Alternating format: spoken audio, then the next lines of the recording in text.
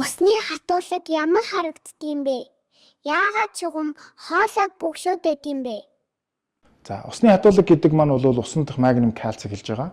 Энэ маань тодорхой температур авахаараа хоорондоо эвлээд илүү идэвхтэй болоод за ингэснээр шугам хоолой хамд нь алдаад за энэ хойноос нь төмрийн зэв орж ирээд за ингээ нийтдээ зэв өнгөрөх хатуулга болд юм аа. Ингэснээр шугам хоолой бөглөрөөд за цаашдаа ус гүйх боломжгүй болдог. Мөн бохирдлыг, бактерийг, вирусыг үржүүлж өгдөгөө. За ийм учраас бид нар вулкан гэдэг төхөөрөмжийг Монголд оруулж ирсэн юм аа.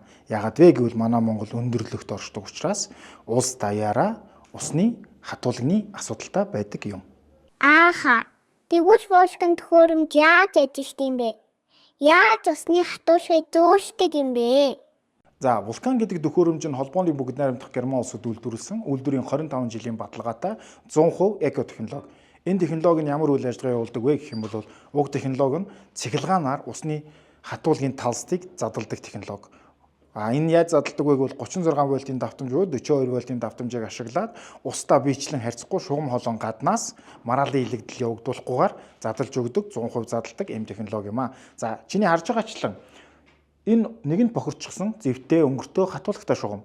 За харин вулкан дундуур ороод гүгээд гарсан ус маань баримтгай чанар нь алдагдаа зөв голдролд орсноор нэгэнд үүссэн өнгөр зэвийг арилгаад мөн цаашдаа өнгөр зэв тогтоохгүйгээр маш удаан хугацаанд хамгаалах бүрэн боломжтой. За тэгээд энэ маань айл өрх гүний худаг. Тэгээд станцаас нь ахуулаад бүхий л ус гүйж байгаа шугам хоолойн дээр шийдэх бүрэн боломжтой дэлхийн хамгийн төгс шийдэл юм аа. Туслах юм байна.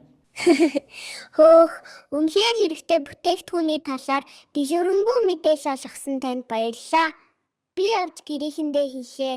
Дараа уулзъя. Баяртай.